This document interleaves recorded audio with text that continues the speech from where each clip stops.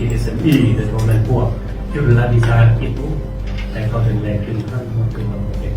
ผลงานการประกอบส่วนมันมีสำคัญส่วนรัฐบาลนะ